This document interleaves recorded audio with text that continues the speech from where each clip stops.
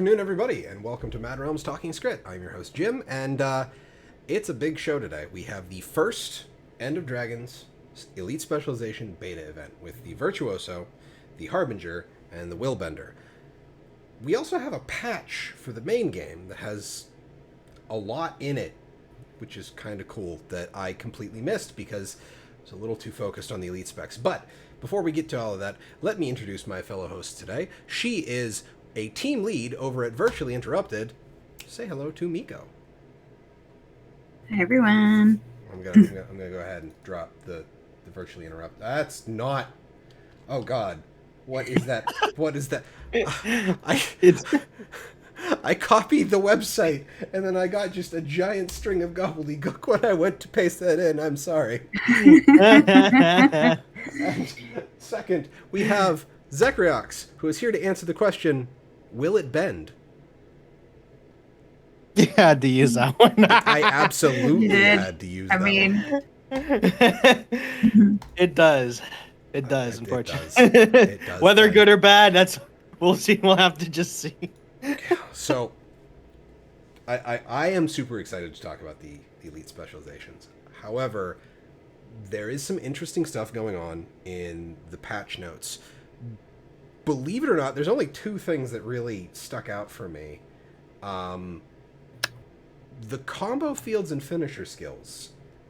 Mm-hmm. Like, I noticed, combo fields have received an updated, higher quality visual effect. Rectangular combo fields do not yet have updated visuals, but will be updated to match in a future update. Finishers will now prioritize your own combo fields before those created by other players where applicable. And the icon border for skills that are combo finishers will now be highlighted while you are standing within a combo field. And then there's two small changes to projectile finishers. Projectile through a water field, the regeneration boon, the radius is now 180 radius, and the projectile finisher for a light field is the cleanse condition AoE is now 180 instead of 100. But the particle effect on it is incredibly noticeable, and I'm very happy about it. And the fact that it highlights, it prioritizes your own first is a big deal. And then the only other thing that I saw was I was reading through the class balance stuff, and Necromancer got a lot. Just an awful lot, and I don't even know, like, I'd have to go back into PvP to really get the feeling, because like they beat the crap out of Scourge in PvP, it seems, and I'm totally okay with that. But is there anything before we move on to Virtuoso that stood out to either of you from the patch notes? Confusion got nerfed in PvE. And we don't retreat; we advance. You advance, yes. That's probably like my favorite part of the patch. Or apparently charge for a little bit of variety. Yeah. Mm-hmm. But yeah. Other than that, like, to be fair, I'm not a huge like Scourge player, so as far as like having an exact impact on determining the impact of those changes, I don't really know. So sorry. I think PvE it's still going to be fine. We ran Heal Scourge today when we were doing strike missions on a couple of them, and it didn't seem like it was terribly impacted. So I think it's just going to make a little bit of an adjustment. I know that one of the shades now targets yourself rather than your allies first, but you can trait for it. They're trying to essentially give clarity of purpose between the healing spec and the DPS spec for Scourge. Yeah, I did see that one bit. It was what that or a heal skill that was doing AoE barrier. You have to trait for the AoE barrier now. Correct. Okay. Yeah. You don't just get that as like default if you take it on a DPS. I'm looking at the confusion. So what they nerfed like the ticking damage, I guess. Yeah, they nerfed the ticking damage, and they nerfed how or they adjusted how it triggers off of enemy skills, so enemy actions, to try and make confusion come more in line. And so that, I mean, you're going to see, I think this, as a PvE player, you'll see that mirages on the Largos twins, for example, their DPS may come down because they're basically just taken for confusion, spamming, essentially. So, but I didn't get a chance to mess around too much with Mirage since I was focused on Virtuoso this week. Right. Which I think, if nobody has any other further comments on the patch notes, is a perfect time to transition to the Virtuoso. So, Miko, I'm going to let you give us your thoughts, since I believe your background is that you are a raiding main for Mesmer. And has it been like your main for the entire time you've played Guild Wars 2? Not the entire time. It's always been one of the main classes that I've played. It became my raid main when I started taking over, became a raid leader. And then I became Chrono Jail player. But Mesmer is always a class that I've just loved. So Virtuoso, for me, feels like a Mesmer spec. There's good AoE on it. It seems like it's going to be pretty good damage. It's got some good access to some CC. And I just was playing around with just the straight Virtuoso skills, the utility skills, to try and get a feel for them. They are very direction focused, so you have to be facing where you're aiming. So if you are, I tend to play with free camera, so I got caught out a couple times, like, wait, where am I looking? Oh, my skills are going over there. Right, I got to turn myself. But yeah, it was still a lot of fun.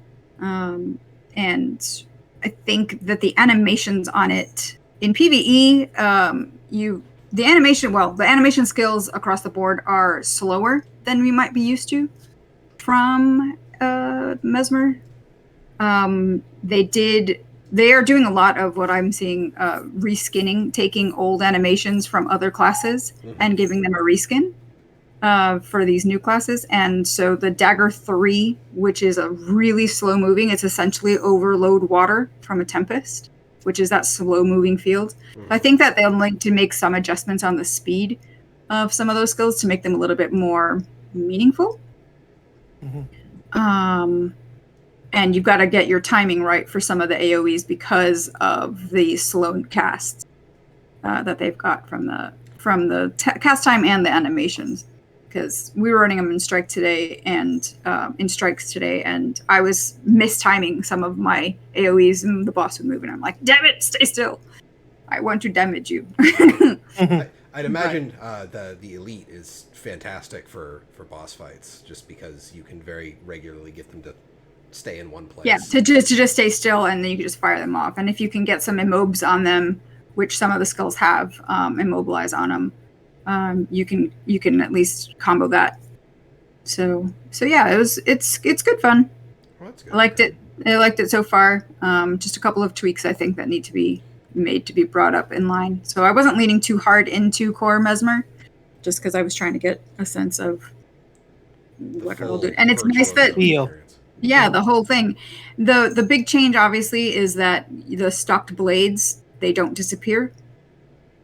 When you shatter, obviously they go away, but you can just get them back up with the different skills, and they just don't go away. They move around with you, so even while you're out of combat, you can have your shatters be available, right?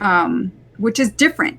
And I'm kind of wondering if they will keep that, or if they'll have like a degrade over time if you don't use them, which I think might be a bit more fair in certain game modes, maybe in competitive, I don't know.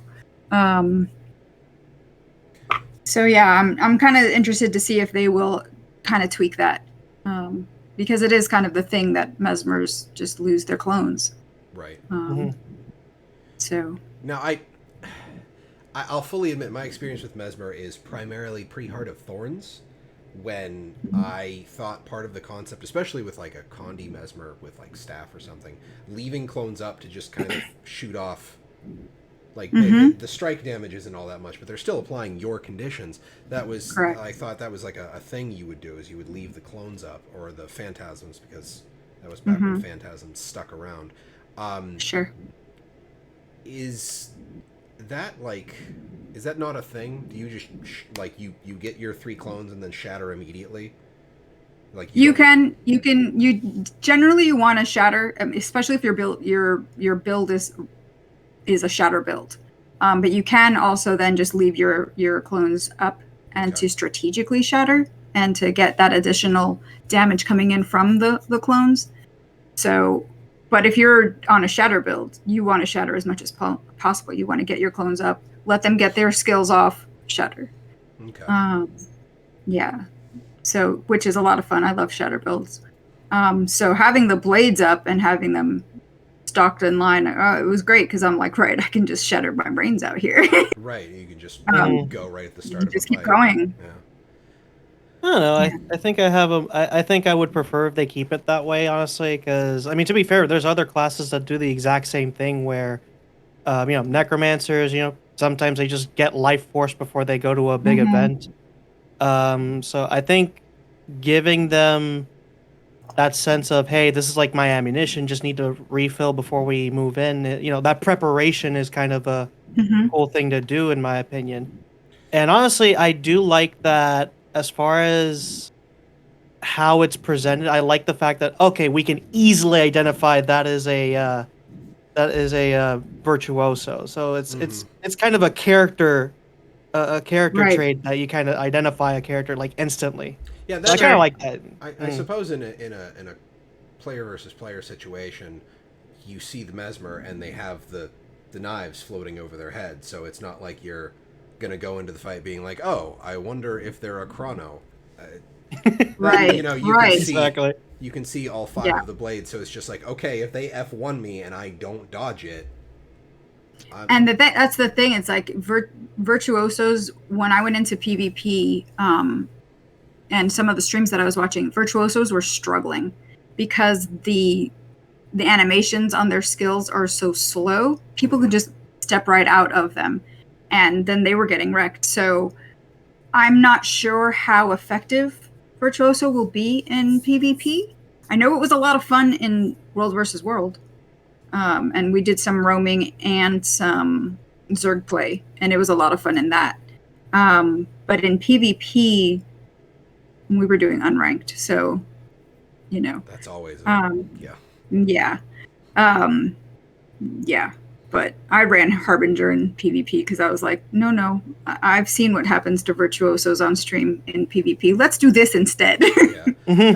It strikes me because I know a lot of dealing with a Mesmer in PvP is very based around dealing with the clones. Like, because I've mistargeted in PvP, and not having the clones means that's one of your primary defenses is just kind of gone. It's gone. Yeah. Now, You're go ahead, Zach. You're basically trading that defensive capability for just pure raw takedown. Die quickly before you die next. Which, yeah. My experience with dealing with a lot of Mesmers in PvP is, sure, they can spike either physical or condi, but it's not like they're going to 100 to 0 you. There's still a matter of attrition with the Mesmer. Losing that defensive option to drag out the fight seems like it's not going to be super great, and you'd have to either be that person who sits in that spot off on a ledge and does the range DPS and hopes nobody deals with you. Sure. But I was disappointed when I saw Virtuoso shatters daggers. I was hoping for a bunch of floating plates to shatter. Opa. But my from a design standpoint, and this is something that I'm glad you're here, Miko, because I have literally zero practical experience with Mesmer. I don't know how I feel about the range trait in the Adept tier. I think it's the second one where you get the 15% damage bonus for being within 600 range. Mm-hmm. It's just handing the elite spec a 1200 range weapon and then saying cut your range advantage in half for melee, basically. Quite frankly, you can't really deny a 15% damage bonus to a power build. It's too strong. So, what are your thoughts on that trait? Because to me it seems like it's a little out of place. Yeah, I think it will. I'm not sure if it will get tweaked at all. But what it does do, if you are in that melee range, those slow animation times, those skills that you're just kind of waiting, like that Dagger 3, it will come and get your damage in faster, and there is higher value for it. So if you like to be closer, I'm not sure that Mesmer needs another ranged weapon, a 1200 ranged weapon. I don't know. I didn't mess around too much with that trait because I was still kind of getting used to the spec itself and trying to figure out the play style of it and how I would start to adjust. I didn't really start to adjust things on it until earlier today, since I had been messing around with so many of the other specs. But yeah, it is a trait that I'm just kind of like, all right, I can see, but then why don't you just give us that melee range from the start? Because you think of a dagger as that melee more. I think the purpose weapon. I think the only class that has a range on dagger is Elementalist, and even then, I think Water Dagger is the highest ranged auto attack at 600. So yeah, and I tend to, when I run dagger on Elementalist, I'm usually using it to get into melee range. Yeah. Because it's fun that way. So in that sense, I don't mind being that close, but I will admit I do think in the stream Cal made a little too much of the little quirky play with the dagger 2, like free camming and firing it at the ground. Yeah. I think it's a cool interaction, but I feel like that's if you're gonna talk about that, I feel like why is the dagger the range that it is? But that's getting back into the range discussion.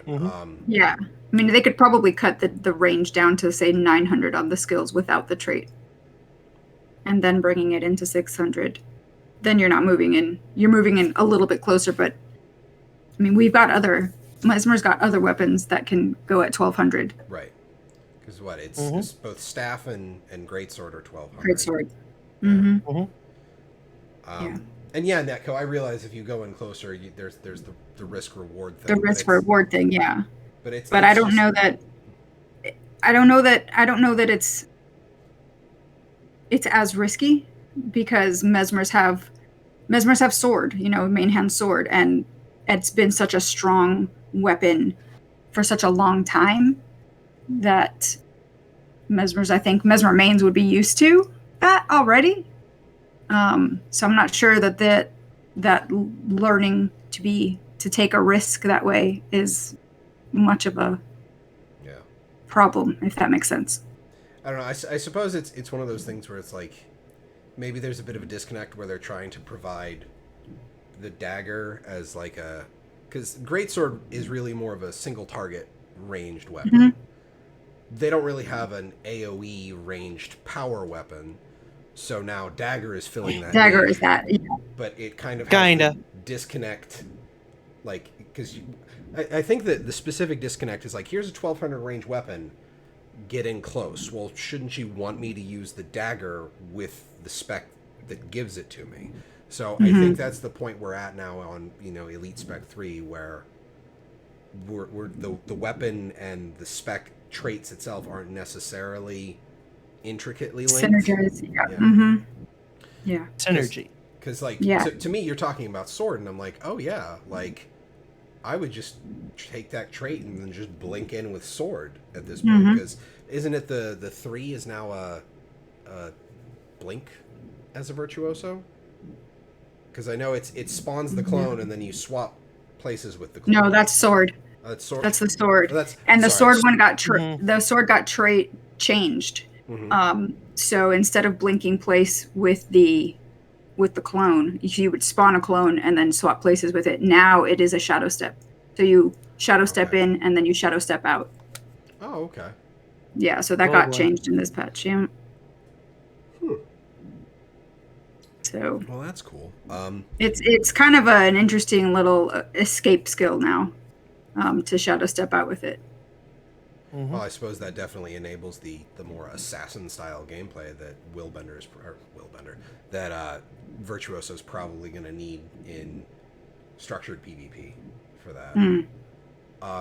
And then my only other gripe with the design of the Willbender is it Virtuoso, you mean?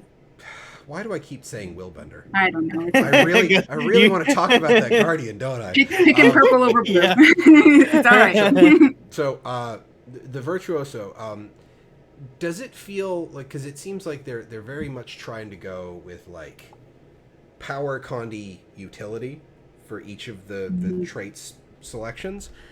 I feel like the condi selection always it feels a little forced to me. Like everything about this feels like it should probably be primarily a power spec. Does the condi feel forced to you at all? I don't think the damage on it is as high, even though it's giving bleeds on the condi spec. So the power feels right now in a better place. I think the condi, the power is in a good spot, and the condi needs some tuning. Okay. Is how I would see it right now. But now, after the first beta pass. Right. Yeah, we are. Yeah. At the very least, we know that ArenaNet actually, uses, when they call it a beta, it's, actually a beta for their track record here. And the last thing is the Eternal Forge, the one that automatically stocks blades for you. With the speed at which it seems that you can generate clones with a lot of shatter builds, how does that really fit with the setup here? Is that going to be useful? Is that going to be like really niche opportunities? I found it useful because I found it's not dissimilar to Chrono Phantasma, which can give you back your clones after you've shattered. But this is just, instead of shattering and giving you back, they're just generating them over time. So I always tended to have at least 1 or 2 blades up, which was handy because then if I needed more, I could just generate more on my own from my skills. Okay, so it kind of brings it back in line to having like a max of 3 feeling wise. Yeah. Because you always have that buffer coming in. Okay. Yeah. So verdict on the because I know Hat was saying when we were talking on Tuesday that the Dagger 1 felt lackluster. The skill animation. Yeah. The skill animation too is kind of awkward. It's just, and you were saying you felt just the side swiping with the dagger. Yeah, the side swiping. I wasn't even paying attention so much to the animations. The things that I was on the daggers, I was noticing more the animations on the utility skills, and obviously the dagger 3, which is so slow moving and noticeable. The animations on the shatters seem pretty cool, and the sound effects on the skills are really neat. They've got this kind of like what I can only describe as like a sonic warp sound, which was really they tend to hit a pretty good nail with the sound design on the Mesmer for the most part, across all the classes really. Yeah. But Mesmer seems to have like a special one, because Chronos with the clocks, pretty iconic. Yeah. So for the animations on the 1 and 2 skills, I was mostly paying attention to what damage am I getting, what is my positioning, where are the mechanics that I need to be avoiding. So I wasn't getting too hung up on watching what my character was actually doing in that sense with those skills. Now, how do you feel about not having an actual auto attack chain with the dagger? Do you feel like that's something they should do, or do you like the every third hit you get the extra burst of damage? I don't know. I was shattering so much that I didn't even miss it, to be honest. But that's my play style. Well, that's fair. That's Yeah. I'll fully see. I was really impressed with like the cutting blade thing, and I was kind of hoping to see them do a bit more with it other than just the one off.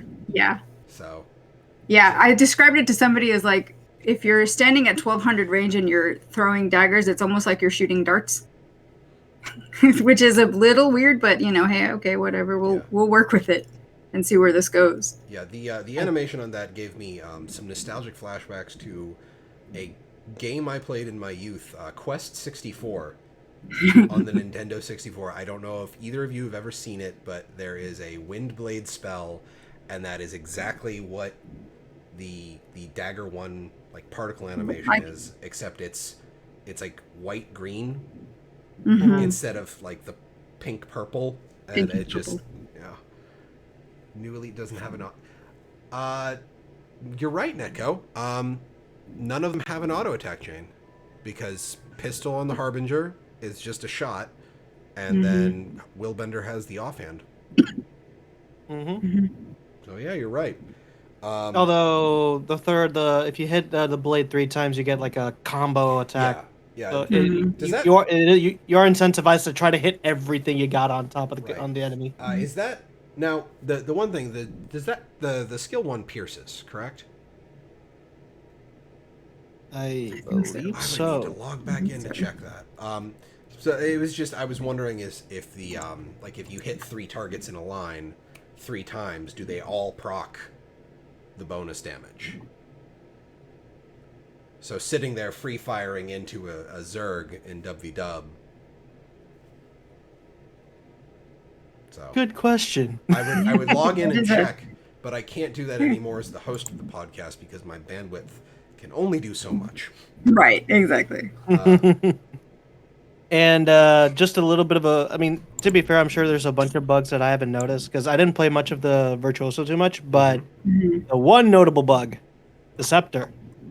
For some reason, when you hit the auto attack, obviously that particular class, with that particular weapon, you just generate at the clones with every attack. The third one. However, it stops at 3.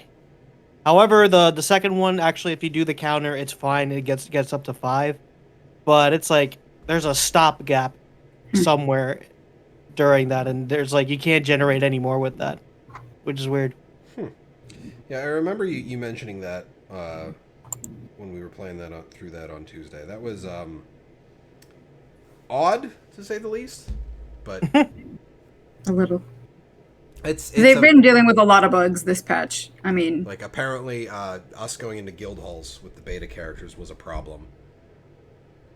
Oh yeah. And on Tuesday they had beta characters that lost all of their waypoints. Oh, me too. Yeah. Yeah, and were completely reset. So I think that I thought it was ambitious of them. I thought it was ambitious of them to have. Yeah. It happened to our raid group that was out on stream. I thought it was ambitious of them to attempt a balance patch and a beta all in one. And I was like, what? Okay, nothing's going to break when things always break. It was worth a shot, I guess. Yeah. Yeah. So out of 10 at the moment, where do you place the Virtuoso? I would say 7 or 8. I think their animations need a bit of tuning. The Condi probably needs a little bit of adjusting. Yeah, but it's fun. I was having fun with it, and I want to look at what it can do with some other weapons that aren't just dagger and the greatsword. Yeah, that's my wife was very happy playing her psychic ninja wizard with knives. Yeah, that's fun. So that was the first thing she tried, and she was super into it. So that's sound effects 10 out of 10. That's right. But overall, I enjoyed the hell out of the Virtuoso. It's a really fun class. Do you have any further things you'd want to bring up? Either of you, do you have any further things you'd want to bring up for the Virtuoso before we move on to Harbinger? I'm good.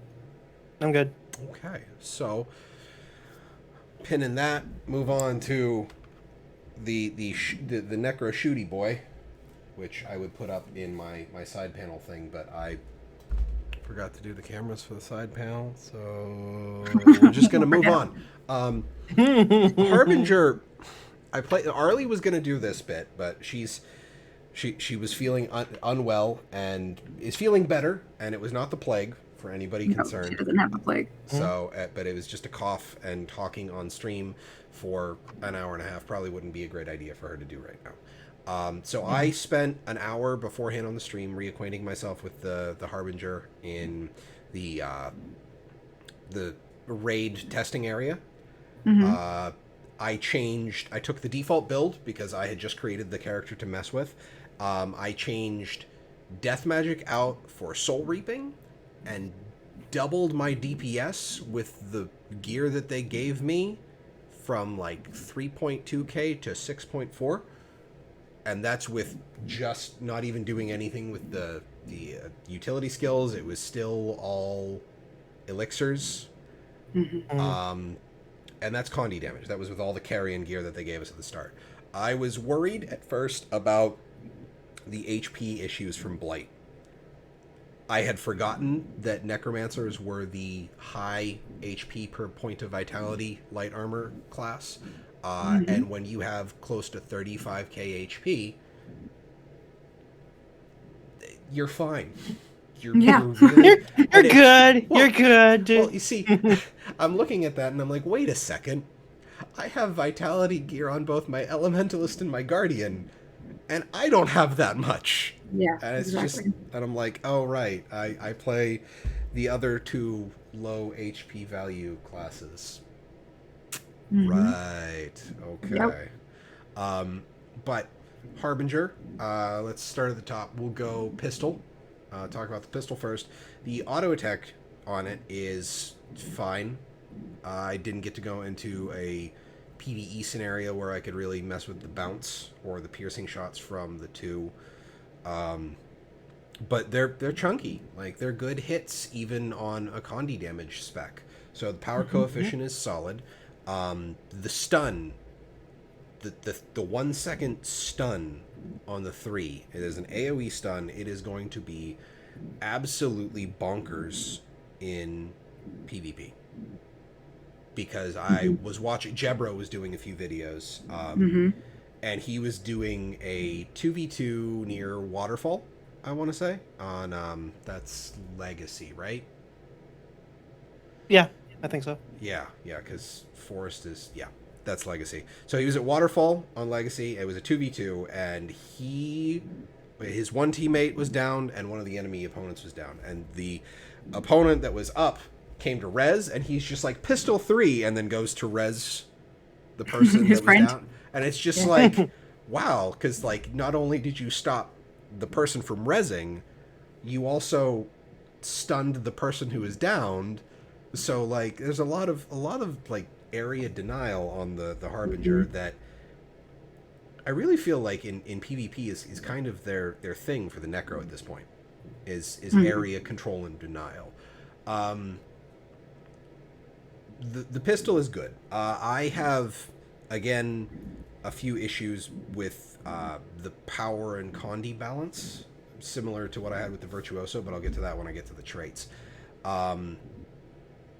The elixirs, I think everything other than the heal skill and the elite is kind of lackluster. But I think that's primarily because it's just like click button, receive boons, and also 2 of them are stun breaks, I believe. Which is, or one gives might, sure. one gives swiftness, one Condi cleanses. I forgot what the other one does. Only one is a stun break, because the reason I thought 2 were a stun break is Jebro was running both that and spectral armor on the Condi build he was messing with, and that's what I'm getting confused from before I started the stream. Yeah, I'm not. Hey, Inks. Hope you're doing good. Inks. Hey, Hanks. Cheers, man. I don't like the elixirs. They just don't feel. They don't feel unique. Impactful. Did you get a chance to mess around with the Shroud? I did. I was getting to the Shroud next. Okay. So, the elixirs, like, the elite is cool because it's just like, here are all of the All boons. the boons. Yeah. Yeah. And that's great. Until you run into a Scourge in PvP and they're just like, thanks, now they're conditions. Yeah. But, the heal skill I think is amazing. Like, it's only 5 stacks of Blight. It's a heal. It's 10% life force and endurance. Not endurance. Vigor. Vigor. Mhm. Yes, the vigor boon. So like it's a slight cast time. It's a chunky heal. It's a chunk of life force. The heal elixir is fantastic. I think everything else is kind of uninspired. I feel like they should all have like kind of a unique effect, like give it like some kind of unique thing that happens for 3 seconds with the blight. Yeah, NECA, that's exactly what I'm like. It's just kind of meh. Like you press button. Like I could see slotting like 1 or 2 of them in a given build, and one of them would probably be the heal skill. And that's about it. Which kind of bugged me. Now, the Shroud. I like the Shroud. I was worried about the very melee aspect of the Shroud after I saw the Blight mechanics, but then again, you know, I talked earlier about, you know, the Vitality builds, and that's not so much of a problem anymore. The Shroud 1 is solid. The double hit is great. It works well with a lot of existing traits like Doomfire, and I can't remember the name of the trait, but it's Shroud skill 1 inflicts weakness, or not weakness, vulnerability from Soul Reaping. So you have a lot of vuln stacking on the Necro, and it's just like, I figure if you go Harbinger and then you go main hand axe for one of your weapon sets, it's just like you have a one-man vulnerability stacker for any amount of content. The skill 2, I am not really wowed by, just because like the shotgun nature of it makes me feel like I have to jump in with the 3 or the 4, or at least be moderately close before I use it, or be firing into a crowd. The 3 skill is really cool. The dash is great. I'm used to having that because I played a lot of Dual Dagger Elementalist, and that is the Fire Dagger 3. Yep. It has a very weird aftercast. Like, I was noticing when I'd press it, there'd be this point in time where my character would just kind of stand there for a split second and then go back to do it. Yeah. Yeah. So the aftercast on that and the 4, both the 3 and the 4 in Shroud, have a really weird, clunky aftercast that could use some fixing. And also the 3 would position me, it would put me through the target. So I would end up in very weird positions where I'd end up past the target and then be facing away, and then, you know, I can't auto attack because Right. the golem's back here. Which I could then fix with the 4, but I don't think that's the point of it. And Netco brings up the skill 5 is bonkers. It is. A 3-second float and additional life force on a 20-second CC, or on a 20-second cooldown, which I is call it 17. the Pennywise. What's that? I call it the Pennywise. They all float. Just attach red balloons to all of your targets, and you'll be good. It's a 17-second CD with the Soul Reaping trait for it, for your Shroud skills.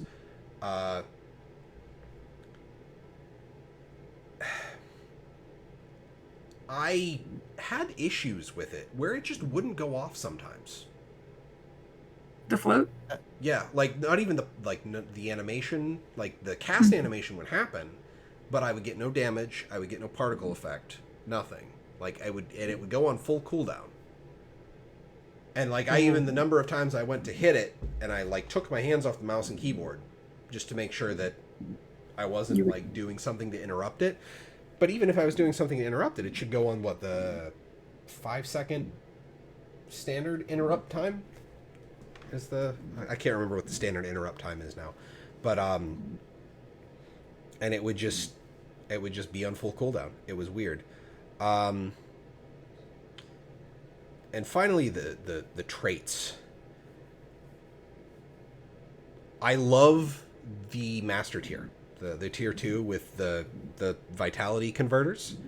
I absolutely love that. That is the only tier that redeems the elixirs with the master number 2, where you share the boons in an AoE. What is it? The Shroud, the ferocity based on vitality is okay. It's really my biggest issue with Harbinger as a whole is going back to the power versus Condi. I don't think they should be trying to support power with this spec. Like there's entirely too much Condi already front loaded onto this, that if you run a power build, you're just going to be getting free damage if you have might. But if you run a Condi build, you're like, I tried a Condi build with Marauder gear, or not a Condi build with Marauder gear, a power build with Marauder gear, and I could not push over 4K DPS. Now, granted, again, this wasn't me truly messing around with like utilities, and this is without me knowing like all that much about necro rotations and everything. It just, I could not push out the damage, and I was still getting 4 and 5 and 6 damaging Condis out. So I'm not a huge fan of that. And then the other problem I have is with the tier 1, you have the option of Blight gives you a stacking damage buff, so you can have up to 25% Blight damage, strike damage from Blight, or you could have 25% Condi damage from Blight, and Shroud skill 2 applies poison. So that first one, like, there needs to be something added on top of it to make power builds feel a bit better. And then the aura tier, the Grandmaster, like I love the support, like the AoE support nature that they're going here. The AoE quickness while in Shroud is really cool. It really is. I love it, especially if you pair it with the elixir trait, because it's the same AoE with your Shroud, your Shroud aura. The Shroud auras need a better AoE marker for the player, because it's a very subtle, like, that sickly purple-green color that they give Necros. It's just a really subtle wave that kind of pulses out from your feet. So there's no, like, hard field line. If they wanted to give it more power, they could make each of them their own unique field, which maybe is a little too much power to kind of be able to, because it would be like shadow and poison, and it's like it would be a shadow field for the power one probably, or maybe the quickness one. It would be a poison field for the Condi one, and I can't imagine what a third field would be, but like that might be a little much. But ultimately, I don't like that you don't get anything from Blight if you don't take one of the 2 adept traits that boost damage. So if you take the elixir trait, you don't get anything from Blight, you just lose HP. Netco, that is my problem. There is nothing by default that gives you anything from Blight. That is my biggest issue with Harbinger, is that you can run a Harbinger build where you are simply taking on Blight and getting no benefit for it, period. For having a unique self-debuff that is supposed to be about trading your maximum HP for power, having only one set of traits do anything with it is a problem. So my only thought would be to have, like, I think this is what I was talking with Arlie about on Tuesday, is that, like, the Grandmaster tier minor trait, the passive, the one everybody gets, I feel like it should be the thing that says, if you hit 6 stacks of Blight, you get this effect, and then 12 you hit this other effect. So having tiers of blight where you get stacking buffs for actually giving up that much HP. So then you actually get some kind of play where you want to maintain a certain level of blight, which would give more which would immediately make elixirs more interesting, because then you can use the elixirs to maintain your blight stacks. But that's my biggest issue, is that blight, for all that it is literally just you are losing HP, max HP for playing this class. And you have the opportunity to get absolutely nothing in return for it. The Shroud doesn't protect you anymore, though. Yes. You're not protected from taking damage. And one of the things that I think might be a trade-off, or something to get used to if you're not used to that, and you're used to playing that the typical Necro that you can just stay in Shroud and be fine. Right. Because you've got this source of protection that's gone now. And now all of a sudden, if you've got 25 stacks of blight on you and you've taken a chunk of your base HP away, you're glassier than a typical Necro might be used to. Yeah. And now if you're used to, like you, playing glassier classes, you're just kind of like, been there, done that, I'm used to this. This is nothing new. Yeah, as an Elementalist main, thank you, Cal, for making that downstate joke. Right. So I think that might be something that Necromains might have to get used to. Playing it changes up their playstyle in that sense.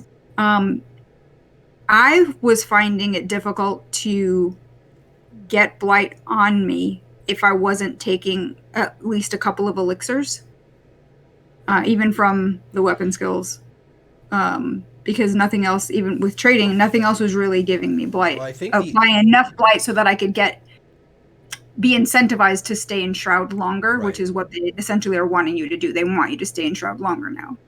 I think what the only things that apply blight are elixirs and being in Shroud. So I will admit, I do rather like the passive heal that you get from Life Force now. Yeah, that basically it literally becomes like an extra fuel source for your health, essentially. Which is nice considering the glassy nature. Now, I can't remember. Does that apply even while you're in Shroud? Will it drain your life force even while you're burning it for Shroud to heal you? I didn't get a chance to check that. Not sure, actually. I believe it does. I believe your life force does. You do lose it. You can lose it. Well, it does degrade over time while you're in. So you've got to, eventually you will have to pop out of Shroud and then rebuild your life force to get back in. Yeah, but I think that is my major gripe with Harbinger, is attempting to support a power spec within Harbinger traits, and also blight isn't used enough. Because if you use blight more, other than just the passive adept tier trait choices, I feel like immediately the elixirs become more interesting. Because then that's the only thing you have to manage your blight other than hopping into Shroud. So that is my full rundown on Harbinger, which thankfully it was all super fresh in my mind because I did it before the stream. I don't know. I tried Harbinger actually last night with my friend who also likes to main Necro.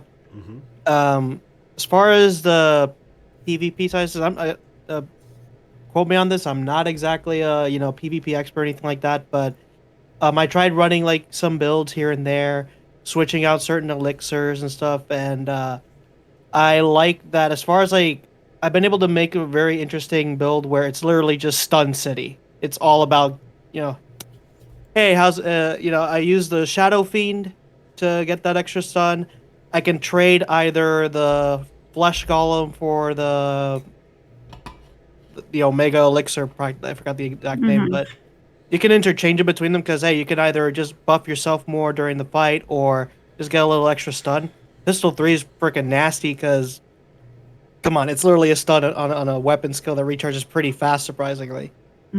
And seconds maximum, I think. And I don't know, like definitely there is a I tend to sort of jump between Shroud. Like I don't stay in Shroud for that long during fights because it just drains way too fast, especially on a 1v1. Hmm. But I don't know, I had my fun for the most part with it, and you can definitely come up with something crazy with the build. It's just that I think that it may be a little overtuned in some areas, undertuned in some other areas. Um, I would say, let's see, I had like one complaint for the class. I forgot what it was. Uh, actually, Malthanas definitely had like a really good point with like blight inherently just being a negative, and the traits are the thing to cover for you. But what was the other thing? Okay, yeah. The shroud itself. It's kind of a weird design choice because it feels like it's trying to play between different ranges, and you're not quite sure where it's strongest. I believe it's better up close because as Hmm. far as like it has rush down capability. The 5 is an AoE, float. But then you got the skills autos 1 and 2 that are far more leading towards being range. Even though I would Hmm. say you're better using the second one probably up close to shotgun it. But I don't know. It definitely is playing between what kind of role it's trying to do. Because you think at least with every other shroud, there's a certain identity or playstyle that you know immediately from the get-go. Reaper, definitely go up close. Mm-hmm. Hmm. Scourge, definitely maintain a decent range. Just try to cover the whole place. And this one kind of flips between the two ranges. And I think yeah. that's fair. Yeah. Now, Hmm. my only problem is the kind of you bring up the weird dichotomy between the wanting to be ranged or melee. The shroud, Hmm. I feel like the only reason that the skill 1 is the range that it is to give you something to do while you are getting to your target. Hmm. Hmm. So if your 3 and 4 are on cooldown while you are running at the target, you're still Able to do something. yeah. Hmm. So Hmm. and honestly, if you spend a lot of your traits like a lot of Condi Necros do, overloading your Shroud skill 1, you're gonna still do a whole lot of damage no matter what range you are. Um, Hmm. the issue I have with the pistol is it is terrible at life force generation. Yeah. Like it is downright awful at generating life force. So if you It's want, pretty. like it's really just a damage weapon. So if you really want, like, you'd be better off going axe or scepter if you want like a really life force generating focused build to really be in shroud often, because they're scepter and axe are the same or greater range. Pistol's 900. I know scepter is 900, but I didn't have a chance to check if axe was also Axe 900. is also 900. Yeah. Yeah. So they're all the same range, and Hmm. pistol is if you want to deal damage, really. Like if Condi or power damage, you want to deal damage outside of shroud, you have pistol. But I've never shot the 3 because I think the 3 the burst on the 3 generates life force. So I would assume firing that into a crowd generates a solid chunk of life force if you max out the targets on it. But Mm-hmm. the skill 2, you only get For the uh, first target hit by yeah. each bullet. Yeah, so each bullet can hit 5 targets, but you don't get all of that life force. If they wanted to increase the life force generation on pistol, they could give the skill 2 the ability to generate more life force per bullet, but I don't know if they'd actually want to do that. Cal seemed kind of iffy on that on the stream, but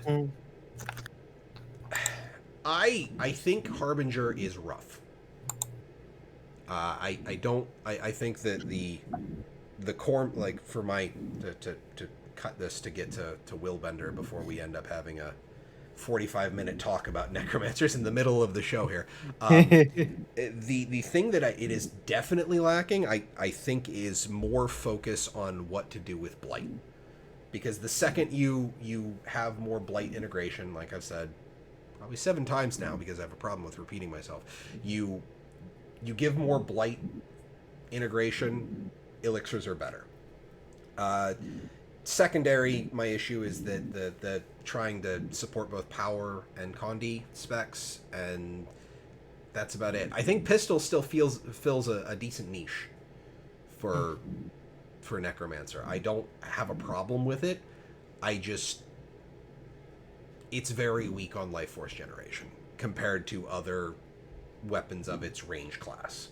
So, any final thoughts from either of you before we move on to Willbender? I will say that I had a ton of fun with the Harbinger, and I took it into Fractals, PvP, and World versus World, and was deliberately staying in Shroud as much as possible. When I was in Fractals, we ran a couple of Harbingers today in strike missions, and the pressure that the healers were under to keep the necromancers alive because they were in Shroud with nothing protecting them, was like, okay, healers, step up, wake up, here we go. Oh God. Yeah, it was, but it's a ton of fun. It's got that mobility in it, similar to what Willbender has, which I liked from the 4 and the 3. And I was basically I found for my playstyle that if I could just get enough blight, and getting enough blight was pretty easy. Like, you could get 25 way easy. Mm-hmm. So if they need to tune something, I would say, like you were saying, fix that blight integration with the life force. Right now it feels too easy to gain. Because if you want necromancers to just stay in Harbinger Shroud to use those skills rather than their weapon skills, okay, we'll be there, and we're going to be taking damage, and healers wake up. Because it's going to be a fun time. Meanwhile, us Elementalist and Guardian players are just like, you still have more HP than us. Yeah, because even, like, we had someone who was running Diviners, so they were trying the boon sharing, and Blight was bringing them down to, like, 18k or 12k, which is still, like, all right, sure. No big deal.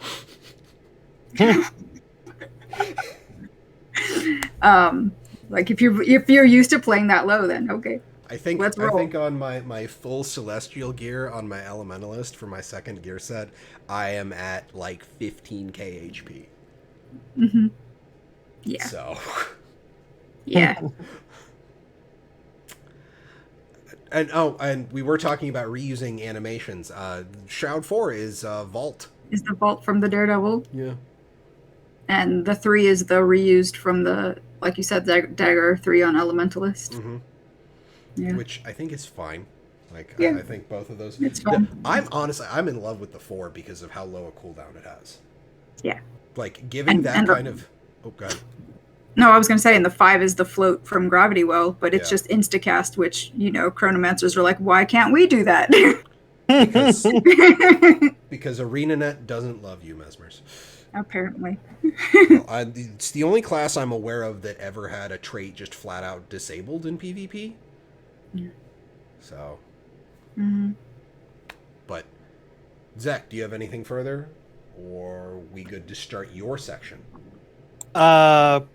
Quick note, very fun to play dungeons as a support Harbinger, surprisingly. I was basically like emergency boon backup with the elites and stuff. And I did a surprising ton of damage on it as well. It's very overtuned right now. Yeah.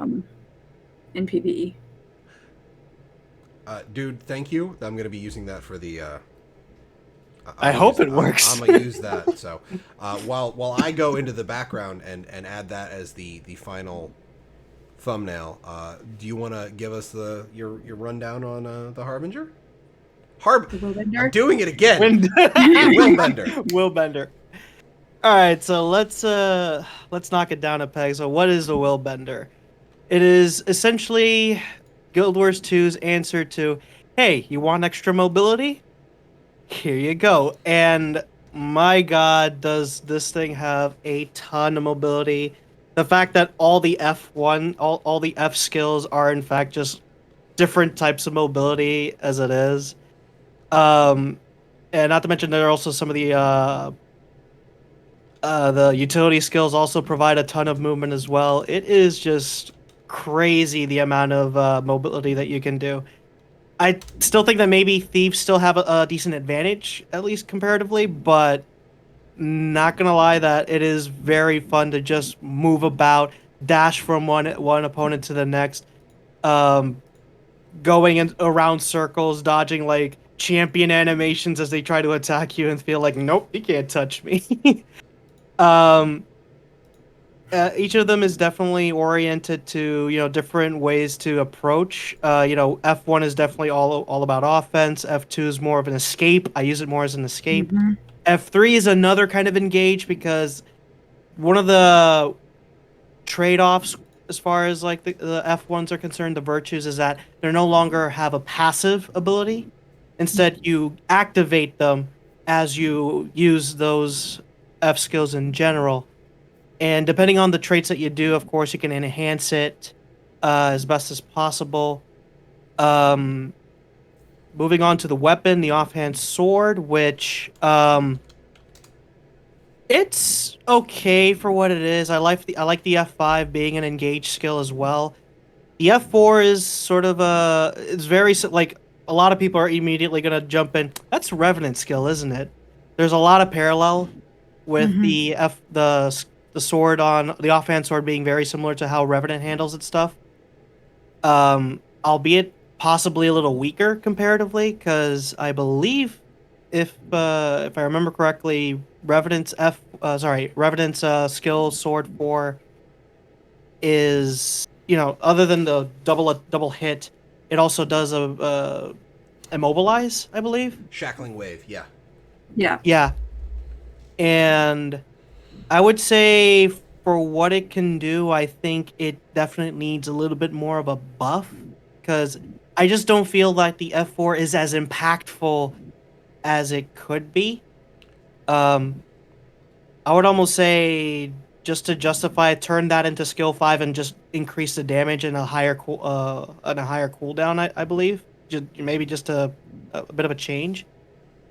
And moving on to the utility skills, if you've played Daredevil, there's a lot of familiarity. I mean, technically they're called physical skills, so that's another thing.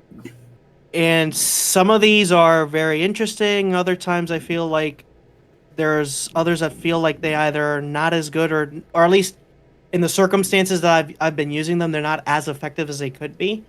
I'm not a huge fan of the heal, although I do appreciate that it's a 2-charge heal, so you can use it 2 times in a row with 1 second afterwards. But it's definitely more of a reactionary thing. It's very similar to like EOD for is it for the engineer, I believe. Although the cool thing AOD. Yeah. is that it does block the attack. Essentially, like you don't have to worry about receiving any amount of damage when you actually get hit by that. But I don't know. I think it's a little too risky in a lot of scenarios, and I think you're better off using some of the other options. As far as the utility skills, other ones, it has a lot of stun breaks for it has so many stun breaks. There's like a heal crack that can literally I've taken an entire champion's bar with just the heal kick on its own, and it's not even the elite. The other one I jokingly call the Tatsumaki. It's basically the freaking spin, the kick spin, which is very fun. It's really, the animation on that is super exhilarating. And then of course the elite, which is the palm. At first I hated it because you can easily disengage from that by just moving, so you can interrupt it pretty easily. But after figuring out that you can combine it with Judge's Intervention, which is one of their shadow steps with burn, by the way, with burn, you can go ahead and just set yourself up for the animation. You hit the judge, hit the target, and then you land the hit, which is essentially it's a 1200 range stun, which is crazy. Not so sure how effective it would be for PvP, because I've heard some discussions on whether it's a risk. It's kind of risky because the cooldowns don't quite mesh well. You kind of want to get more out of your class than just using those two in particular, but it's fun. I still find it fun. And I'm not gonna mention the traits just not because I'm not super into the whole trait thing, but in summary of that, they're definitely more of a selfish class. They are not there for help you out. It's not like the classic Guardian. It's not even like the Firebrand, which can provide a ton of support. This is deliberately a selfish class that's all about getting in, get the kill, get out, and jump into the next fight. And I appreciate that as a different take on the Guardian. Considering what one of the traits is, you literally have 50% reduced outgoing boon time. Not just outgoing boon time. You could also do like you want to decrease your toughness. Go ahead, decrease your toughness for more power. And I forgot what the other one was. I think because it was healing, boons, toughness, increased and healing. healing power, but reduced outgoing heal effectiveness. Yeah. Mm-hmm. Yeah. Yeah. Some of the traits I think could use a little bit of tweaking. Like I think a lot of people got scared of the one that supposedly you just can't die for 4 seconds while using courage. Up to 8, because if you get a kill, it extends it by 2 seconds. Right. Oh. I personally think that it shouldn't have a cap. I just let it happen. Let it happen. Let it be the immortal assassin. Well, it's literally called Deathless Courage. Let it happen. just let that one part, like, they're not immune to CC. And if like the only place where you would have a target rich environment where you'd be able to extend that is either PvE, in which case you are dealing with a lot of enemies and it's probably open world. So it's not like super like meticulously balanced content, or it's dub v dub, in which case you are going to catch a CC. You are going to get hit with a ballista in the face, and very contentious. Yeah.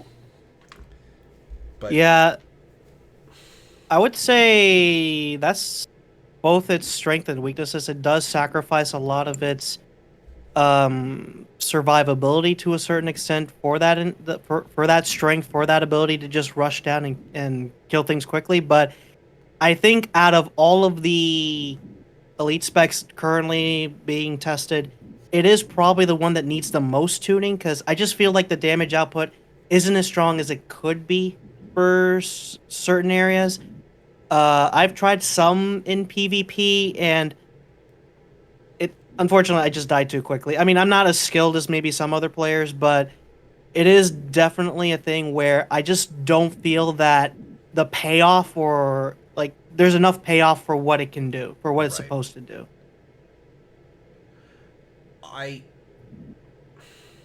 Well, Miko, you first, if you have any comments. My thoughts on Willbender, you know how you were talking about how the Harbinger Shroud 3 would pass you through your target? Was that the one that you were talking about? Yeah. I found that to happen a lot with a lot of the movement skills on Willbender. Okay. And it, you know, I mean, I played Mirage. I can do mobility and I have a lot of fun with it, but the Willbender's skills were moving me around so much, I was like, I'm getting dizzy. Where am I going? And why am I all of a sudden over here when my enemy is back there? And I was targeting it, I think. So, yeah, I think that's it for my playstyle. It's the one that will have of the 3, it's the highest learning curve for me because of how much mobility is inherent in these skills, and figuring out how I want to position myself so that I can do what ZekrioX was describing and like evading with basically just getting out of your target's range. Talking to other players who took it into PvE content, they were saying that it was similar to Dragon Hunter without traps. Like they felt that the damage on it was fine in PvE, in endgame PvE. Let's put it there. I'm not sure that it was. They would say the same for open world, and PvP. From what I saw when I went in, it seemed to be a bit middle of the road, doing okay. So I think you're right. I think it could probably do with a little bit of tuning up for its damage in certain scenarios. And I don't know that I actually ever even saw it in World versus World, which is surprising because I think the mobility would lend itself well there. I think the problem is in WW you don't have as much of a because at that point you no longer have access to a ranged weapon other than staff that would be considered reliable. And anything I've seen in WW is there's an awful lot of sniping at each other from the two opposing forces or three before the scrum happens. So right. I wonder if that's like the feeling of Willbender of wanting to get in and get out means if it's too much. Yeah. You're talking about the heal, Zek. I had multiple times where Reversal of Fortune did not function. Where it just flat out, like I took a hit, the hit downed me, I had Reversal of Fortune channeling. So could be a really small window for the actual. It's a second. It's like a 1 second channel.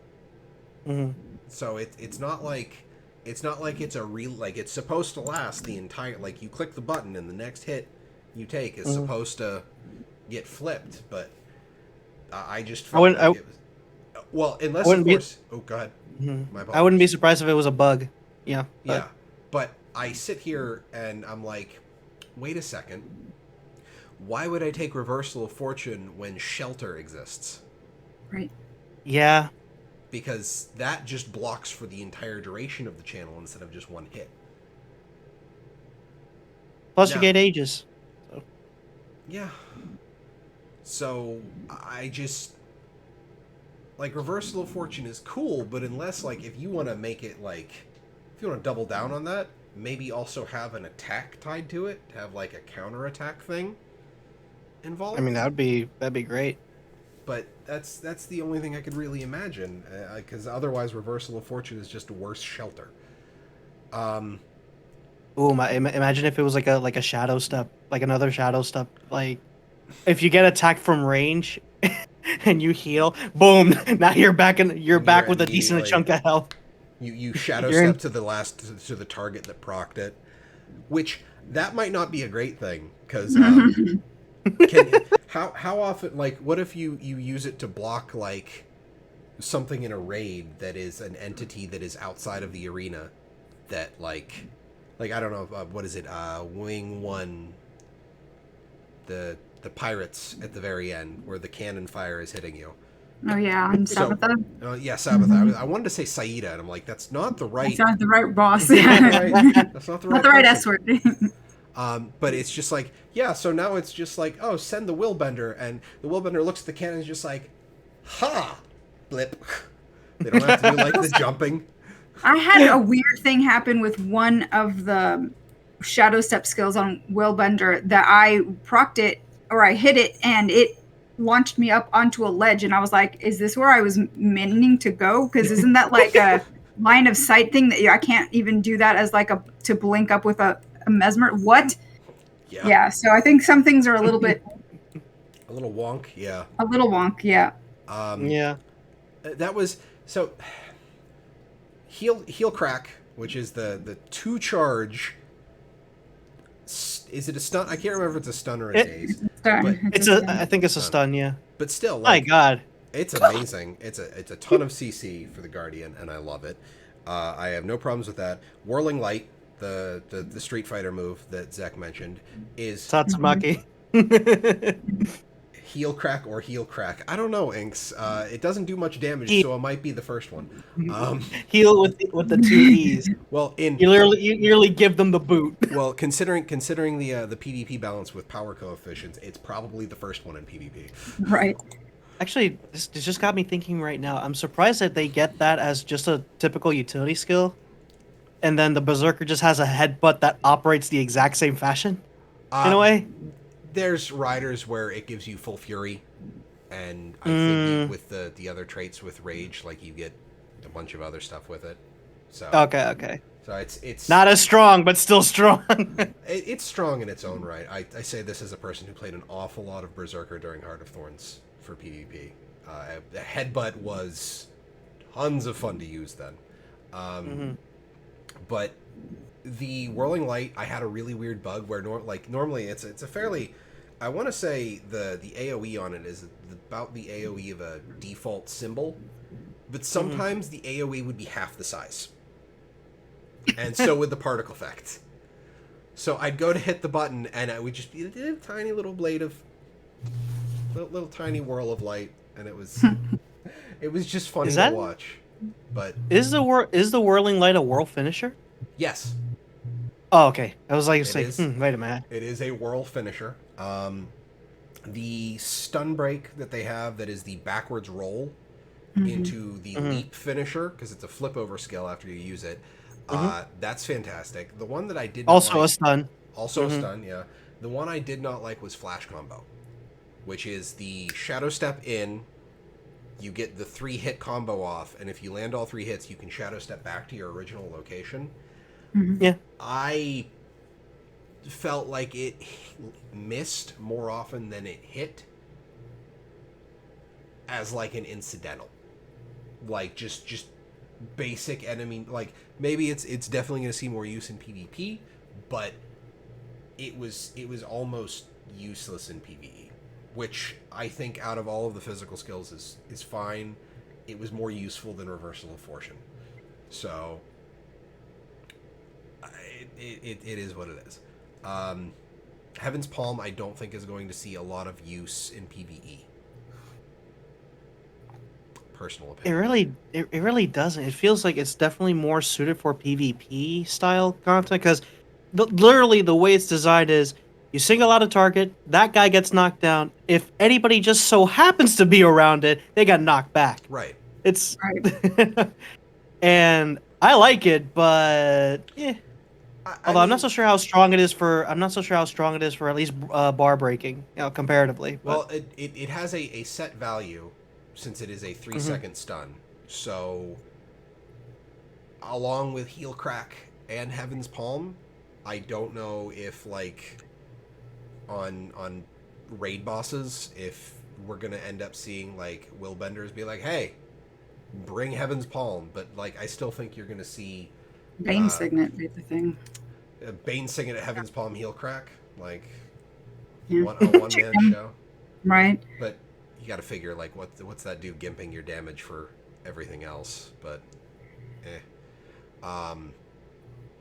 and this might be a bit of a more extensive topic, but I'm not going to discuss it too much. But the one thing I'm kind of interested in, usually when it comes with every elite spec, I would say this can go across all the other ones as far as that's concerned. But when you look at the elite specs, you of course take a look at them, play with them, and then you kind of wonder if this is a direction that you'd be willing to go forward with for either up until the next expansion or for other purposes. Because for me, like, Miko knows this, I'm mainly a dragon hunter. You know, I've been in a lot of raid scenarios with her. And so far, even with current day content, even though I'd say Firebrand is still strong, I just don't like the playstyle personally. I still enjoy just the dragon hunter, meat grinder with the, with the traps. Which that's a whole nother discussion. But I'm trying to find out if, with more tuning or if there's any adjustments, if Willbender could potentially be a decent swap between Dragon Hunter, which has been pretty much a decent staple for across most raiding content or strike missions and such. And at least for me, I just don't see it right now. I just don't see it. Mhm. What about you, Miko? I'm kind of thinking that I'm not sure what the mobility will be like. I think the people who took it in to raids this week for us were feeling a bit meh with it. Why would I take this over Dragon Hunter? Exactly what you're saying. And why would I take this over Firebrand?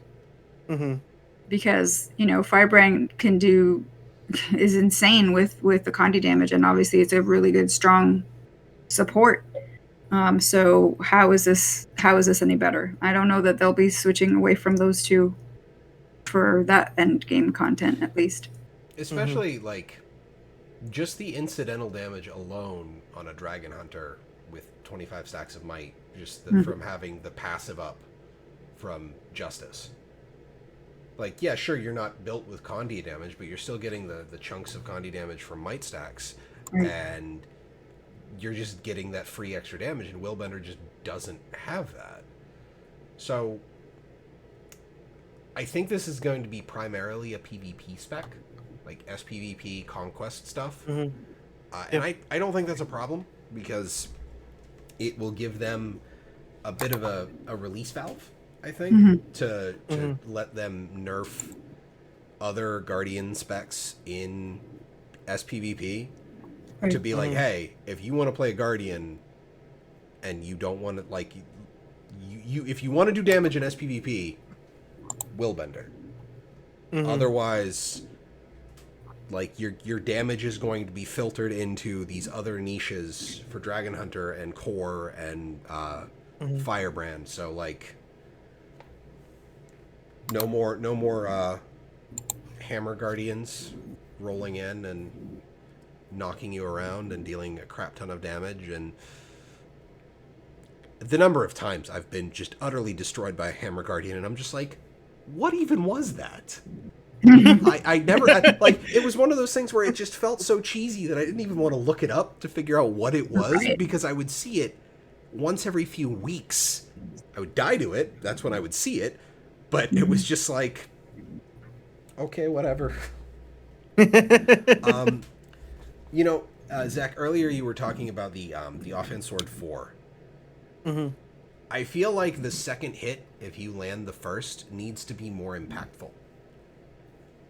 Like, it's very, very lackluster. Or why even give it a first hit? Just go for the swing, you know? But I don't know.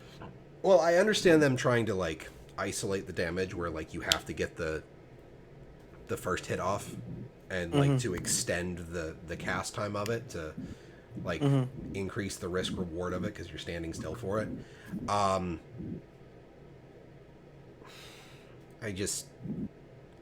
don't know. I feel like give it, like, a burst.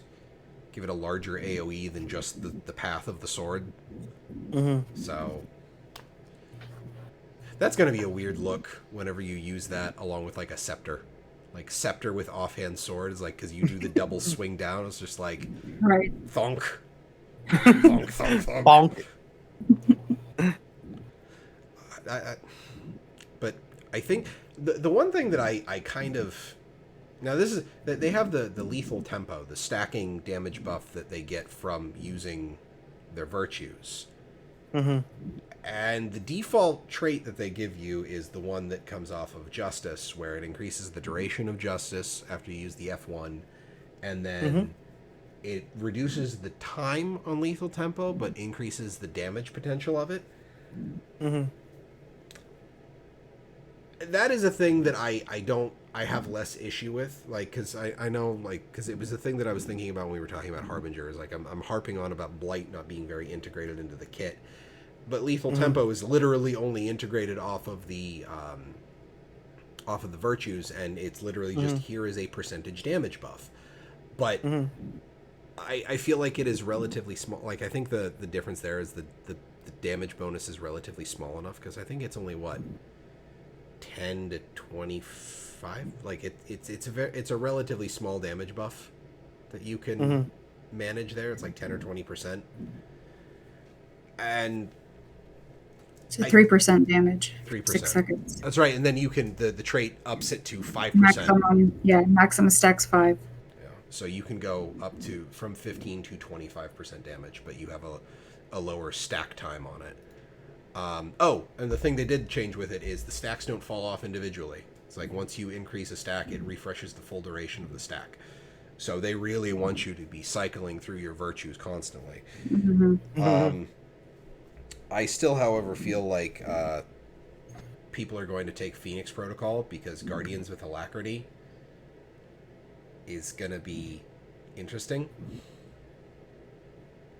But I don't know. Like I personally felt like it was the most whole of the 3 specs. Yeah, like overall, I think the Willbender out of all the 3 has the least amount of like issues that I find that, like, other than a few bugs and stuff like that. But it seems like it's in a solid state. Like, they got a solid foundation for what it is. It's easy to identify. You know what you're up to. You know what you're up to when you're taking this class. It just needs a little more polish. Yeah, a little more polish, and probably just a little more incentive to even take it. Because again, it's still not as strong as it could be comparatively. But it is what it is at the moment. But I'm sure that they're probably taking into account already. Right. Now, any further comments on Willbender from either of you? I have one. Okay. And that is, it's a bit out there. So we're going to Cantha, right? And we're supposed to be dealing with Steve McBubbles. Willbender's skills, not a 1, work underwater. Oh. Not a 1. Virtuoso has 2 that don't work underwater. Harbinger, all of the elixirs work underwater. Oh, yeah. Willbender, 0 skills. Even the heal. Nothing works underwater. So, okay. Protectors so of Cantha. So you go... Right. So it's like, okay. So you're gonna... how is that? So you're just gonna make them go core guard underwater, in a sense. Yeah, I thought that was interesting. I thought was really interesting. When I saw that, I was like, "What is going on with this class? Like, did they just not finish it, or is this intentional? And if it's intentional, why?" I would, dude. The funniest one would probably be the whirlwind underwater. Right? It would be like a drill. Listen, Deo, I would be remiss in my duties as taking over for Deo to not say Abaddon. But yeah, I didn't even think to test anything underwater. Whoops. Yeah. Keep a note for the next. Yeah, I saw someone tweet it out on Twitter, and I was like, "Wait, what?" And I checked, and I was like, "Oh my god, what is this?" See, that just might not be they're coded yet, because obviously they're going to code underwater stuff last. But now that I'm thinking about it, like heel crack, easy, fine, not an issue because it's a melee attack. It'd be like an underwater dive kick. Yeah, like just do like a little like front flip spinny thing and both feet come down. It's fine. Flash combo, also probably the same, but you'd have to get like the artifact to like the particle effect that they teleport back to. I don't know how Heaven's Palm is going to work. Whirlwind is a pull. It's an underwater pull. Literally looks like the vortex from an elementalist. Mm-hmm. Yes. Wow, your legs are so strong. Dragon magic. I don't know. Yeah. Heaven's Palm would be a side swipe. It's a slap instead of a. But yeah, that's an interesting. I didn't think about that. For next time, for the next round of elite specs, we're gonna have to check all the underwater skills. Yeah. So the final thing is, now that we've all had time to play around and talk about this round 1 of the End of Dragons elite specs, they wanted to call out that they were going to try and kind of break the mold a little bit Right. for all the elite specs. So currently we have 3 of 9 examples of that. We have Mesmers lose their clones. We have Necromancers no longer have Shroud as a second HP bar. And are actually, it's kind of a double whammy because they're also, one of the core mechanics is they're losing their high HP pool by way of using their new elite spec abilities. And then Willbender is obviously the most selfish Guardian spec, period, the end. Mm-hmm. What are we, like, just pick a class, and based on what we've seen so far, what are you thinking we're going to see as a potential for the remaining 6 specs? And everybody in chat, feel free to weigh in, because I'd love to hear what your thoughts are on this too. Is this with taking into account or not the leak? We do not, for Talking Skritt, we have never, ever... Good. Okay. Ever talked about leaks, if only because I know I tweeted about it. It's we were leaked that Tempest would have main hand sword before Heart of Thorns. And that didn't happen. Yeah, leaks are not a thing we discuss here. So, let's see. I still want the element to be sacrifice its elemental attributes, like the swapping of attributes, give it weapon swap, and at least during combat they can't switch between other elements. Have it be like a class that focuses on the strength of that, using that one element to its maximum potential of some sort. That's what I kind of want as a class. I'm not so sure what kind of role it would fit in. Maybe long range, close range. Not so sure what niche they fill, because the thing is, like, with every LE spec that they've thrown, it's just a twist on, what do the attunements do in this case? Point. Yeah. So why not for the next set just get rid of the attunements? Get rid of the attunements. Exactly.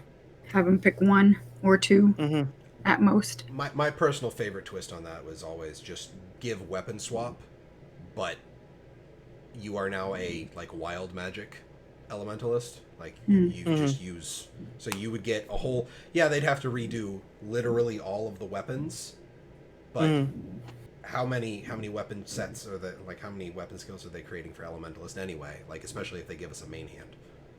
So, but yeah, that's, I still really like that idea. So, Miko, what are you thinking? I'm not really sure where they're going. I would love to see. I was thinking that one of the specs would get some sort of samurai spec, but then it's like, well, which one are you going to give it to? And I was hoping, just for flavor, that it would go to the warrior, but what weapon is going to go with the warrior? Warrior can pretty much use everything. Right. And I'm as ranger is my other big class that I use. I don't want to see any kind of more merging. I know I've heard people saying, let's merge with the pet. And I'm like, we already did that with Soul Beast. Let's not with the merge with the pet. Let's do something different, but I have no idea what that would be. I was honestly hoping to see a literal drop the pet, marksmanship in World of Warcraft, but Ink's calling double pets. I've also seen people wanting a true Beastmaster spec. It's so straight. Either no pets at all, or more all than the one pets. pet. I Hunter, can be behind Hunter, those, or dual battle Pokemon. Not so sure about the Ranger myself. At least taking into the icon specifically, I still feel that one of those icons feels like it belongs to the Ranger. It looks like it has an animalistic face, and maybe in towards the theme of Cantha, I still want that bruiser, melee, tanky spec in that particular case. Something menagerie. Or menagerie. Menagerie too, actually. And and taking into account the Canthan lore, the juggernauts that are found in Cantha, essentially they're just literally walking trunks with that can just tear down even siege turtles in the lore. So I don't know. Well, you were talking about some kind of samurai spec. I have seen people float the idea of like Ronin for thief, like greatsword thief. Yeah. Which personally I would love, because I would love a thief that doesn't like, because if you're thinking about it, a thief that doesn't use stealth. Yeah. Like, give me the thief that like walks in is just like, I'm here and I'm going to stab you in the face now. Like, I'm not going to shadow step away. I'm just, here's my sword. Ha. But I mean, at that point, it's like, is it really a thief anymore? I'm probably in the opposite. Reign. I kind of want, like, so far with everything that has to do with thief, it's damage, and oh yeah, more damage. It's just now each of them is just, what kind of range do you want to do your damage? Do you want to go up close or do you want to go up far? A solid Deadeye, like, boon share support spec? Perma stealth like a WoW rogue. Jeez. No, thank you. Yeah, but I think support is a type of niche that they definitely need more of a buff, or not more of a buff. They need an elite spec that can cover that kind. I'm just not so sure what would be the appropriate, right? Not just set of weapons, but also set of skills. And also, speaking of weapon set of skills, no more two-handeds. For the love of God, don't give me more two-handed weapons. Well, the one mechanic of the thief. Yeah, the thief. The one mechanic of the thief that is notorious is that the third skill changes depending on the weapon combinations. Yep. You can't do that when you have two-handed weapons. Give us a single-handed weapon that allows for extra versatility, more combinations of skills. It's probably why they're doing it, so they don't have to design, like, however many more skills every time they add a one-handed weapon. They went crazy with the Weaver. That's not an excuse. My wife was waving her phone at me, so I had to check Discord. She's on Inks's, the same wavelength as Inks, with the pack of hunting animals kind of aesthetic going on here. Here's Ranger's rifle. Well, there is a bullet icon on here, so someone's gonna get another gun. Someone's getting a gun. Watch out! That monkey has a gun. I don't know why, but I love that meme. I don't understand why. It would make Let's see. Char Ranger with a rifle. Rifle Char Ranger. It would make sense. Yeah. What about taking away the steel from a thief? Yeah. I mean, you were talking about taking away the attunement swapping from an elementalist. Getting rid of steel would be a thing. Yeah. Yeah. I don't know what. I mean, if you pair it with something like a great sword, you get rid of it. Yeah. Shadow step in, bop, or is that too? That? I don't care. No. Well, one of the things that I got into a conversation with Zlint about at one point, because he plays League of Legends and his favorite character is Zed, and Zed has the whole shadow clone thing. So. Oh yeah, when he spawns, he can send a shadow clone out, and then he can reactivate the one ability to swap places with the shadow clone. So my thought would be, like, if we're going like crazy ninja shit with a thief, is you'd F1 to steal in, and then you'd be able to you lose out on stolen items, but you can reactivate it to port back to where you completely lose out on stolen items, but you have shadow clones and you can teleport between the shadow clones. So they stole the clones from the Mesmers. From the Mesmer, I was gonna say, yeah. All right, so Ellie, Ranger, Thief, and Lemon Lore said up wanting another pet class. I think, considering the things we've seen in the trailer, engineers have a solid likelihood of seeing some kind of Golemancer spec. Yeah, maybe. I think one of the icon looks very Golemancer-y. Yeah, and the one with the little like person with the big like arm looking things next to it. Yeah. Yeah. Let's see. We covered Rev, Ranger. We did not do Thief. Revenant.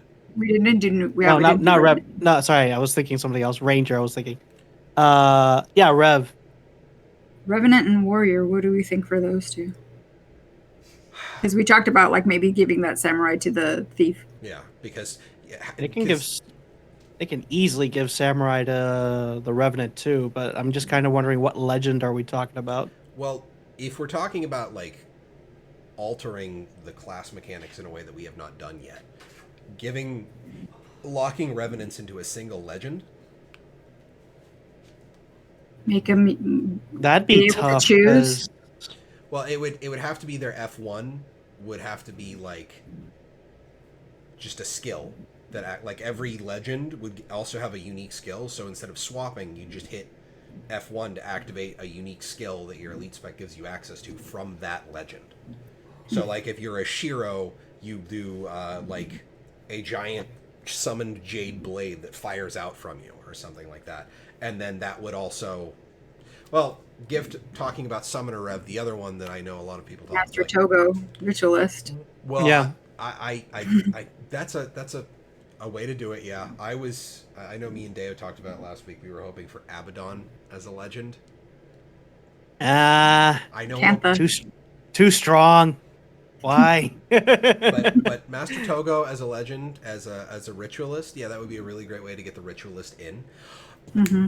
Then your F2 could be your held item, because that was one of the things that the ritualist is. They summoned held items. Mm-hmm. That's true. Yeah, that's a point. Yeah. It's okay. So we've got Revenant Warrior. I know a lot of people want to see main hand shield. Boxer, like a boxer. Some kind of like pugilist, or I have also seen one of the, and if they're really using like Cantha as a baseline, and I have no idea if the icons just don't support it because I have no idea where it would fit in. But Spearman, like if they had a staff, if they were going to put spears on land, it would be Warrior first. I feel like. I just desperately want to see spears on land because there's a lot of really cool spear models in this game, and I miss seeing them. What kind of niche are they missing as far as like gameplay? They don't really have a lot of support for ranged. Like Warriors have solid ranged options in longbow and rifle, but they have no spec that functions at range well. Yeah. Like they literally almost always want to be in melee. Your ranged weapon is just there as the boss is up on that ledge. Right. let me shoot my arrow. Yeah. I absolutely love the rifle after they buffed it, but And I've the always rifle, liked Warrior rifle. But Yeah. Elementalist, Ranger. we talked about Thief, Engineer, Revenant, Thief, Engineer. Revenant, Warrior. That's all 6. Yeah. Although the engineer, we're kind of light on it. Yeah, well, Other than being a summoner, basically being able to summon like maybe mini golems or something like that. I mean, it almost looks like they're just going to summon giant mecha arms.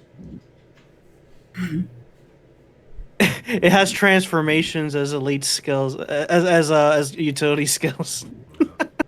Well, honestly, it's the Iron Man. It's literally the Iron Man. Well, It's like different armor for different purposes. Well, we're talking about possible niches. We're not talking necessarily like that's the one thing we've been missing. We haven't really been talking about for engineer Labor or warrior, the thing that they're like flipping on its head for the class mechanics.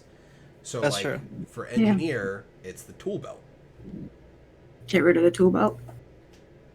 Weapon swap. Well, at that point, if we're talking about getting rid of the tool belt, that kind of also supports the idea of pet spec for engineer, because then it becomes pet controls instead of a tool belt. Mm-hmm. Which I'm just kind of wondering if they do go for like a pet style mechanic, how deep are they going to go in there, and would it be kind of bad to make something better than what we currently have? Well, obviously your elite skill is going to put you into your golem pet and give you the full control of your golem's abilities. So you get the Iron Man moment of like, yeah, that's just my pipe dream. So I'm just gonna shut up now. Or plays Gundam music as you're trying to get in there, and you got a mecha suit. Just the Cruel Angel's Thesis starts playing. But and then the warrior. it's fear. It's rage. the rage buildup and the burst skills. So, like, are we just gonna take away burst skills? Or turn? They get a tool belt. They get a tool belt. I don't know. I'm just throwing something.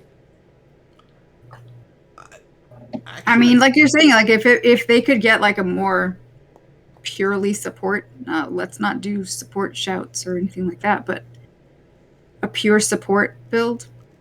you don't want to be a cheerleader Not- warrior. Not like banners and things like that, but I don't know. Yeah, but I don't know. I'm looking forward to the next event. I'm going to guess that they're going to announce the date and then do the videos like they did with this one. They've already announced the dates. They already Right, announced they the already did dates. So we're probably going to see the videos come out the week before, because that's what they did with this past week. Is everything came out. I'm actually Yeah. kind of wondering about that because, I mean, they did this version where it's like, oh, the 1 week before the actual event, they threw all the videos, but not so sure if they are willing to space it out, because as far as I'm aware, it's like 3 or 4 weeks until the next one, I Yeah, believe. they're not. It's not going to be like super spaced out for all of this. Yeah, the next week will be September 21st through the 25th. Is the next beta. Okay. You think that maybe instead of going that like 1 week, everything is being thrown in there, or you think that maybe 1 week they'll introduce the one video, the next week they'll introduce the next video, the other week. Well, I mean, that's kind of what they did with Heart of Thorns, and I thought that they were going to do that again this time, and then they threw it all at once at us, and I was like, oh, okay. Okay. Yeah, because the one concern I have is like there's if there's gonna be nothing for up until then, the week before the next Elite Spec beta for the rest of the classes, for the other 3 that are upcoming, there's gonna be a pretty odd little gap of content as far as, I mean, we're obviously gonna be getting like the season 4 episodes and stuff. Hmm. I don't know, like maybe throw in, I don't know, just to maintain a decent tempo of hype. Maybe just do what I'm suggesting, but not so sure. I'm gonna call this section on the bookmarks for the video like cadence of betas. It's gonna be a bit of a struggle to find out where this started, but personally, Sorry. I actually kind of like the fact that there might be a pretty large gap in between the spec betas, because it is entirely possible that feedback they take from this first set is going to give them some kind of insight on things that they can do for the remaining 6 elite specs before we even get them. Yeah. So that's a... Oh no. What happened? Elementalists. I had a thought for it. What's that? Elementalists get elemental shrouds. Dude, I want that. So I want that so badly. Kind of sort of in the same vein as Tempest, but like you double tap the element and you're locked into like an elemental shroud form that has elemental like, avatar form. Yeah. Elemental avatar form. Dude. Still, you can still technically apply the whole one element at a time per combat thing, but that's another avenue for, how would you represent you being just powerful in one element? You literally become the element. Gift, my fellow elementalist who was on the raid team with me, and we would be whispering each other like slightly. This is my best raiding memory with you. With raiding and in general, Gift is us and our whispers back and forth, slightly changing our build for every fight. But like the diamond with the flare around it, like he brings up a point that's basically the elementalist icon. We don't know for sure, but it tracks. I'd be surprised if it isn't, but Yeah. it's like. But That like, almost looks totally but elementalist. like with like the overcharge kind of look of it, that would elemental shrouds would be really cool. Would be really cool. But so I feel like this is a solid wrapping up point for the episode, unless anybody else has any further thoughts for anything at all. No? I'm good. No, Good. we're good. Good. I think That I'm good. means we're going to do outro time, which means I need to go to transfer mode, and then I need to click on this one, and I have to say, Miko, where can they find you?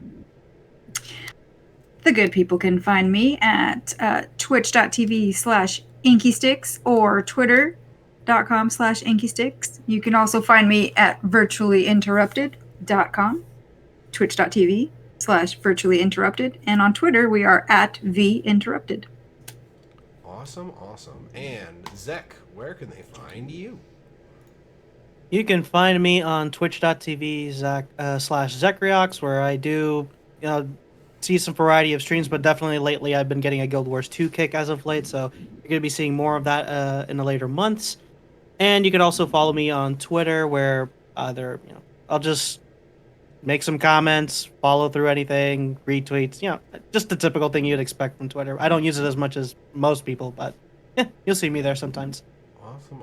And finally, you can find myself on Twitter at MelthanusMMO. You can also find me live on twitch.tv/MadRealms. That's 2 A's in the Mad. Every Tuesday and Thursday, usually. Tuesdays is group game shenanigans. I was talking about the fact that Thursdays used to be PvP night, but I just have not been feeling PvP as of late. I kind of need to get back into that, but again, I said it a while ago, I uninstalled League of Legends, or rather, when I reformatted my computer, I haven't reinstalled League of Legends, and I feel great. So, I will see people here on Tuesday. Me and Arlie have been going through the story, the replay for everything, so we're going to be doing more of that on Tuesday, maybe more on Thursday, but I think she raids on Thursdays. But either way, hope to see you all there on Tuesday and Thursday, and next Saturday for Talking Skritt at 4 p.m. Eastern Time again. We will see you next time, people. Have a fantastic evening. Bye. Later. Bye.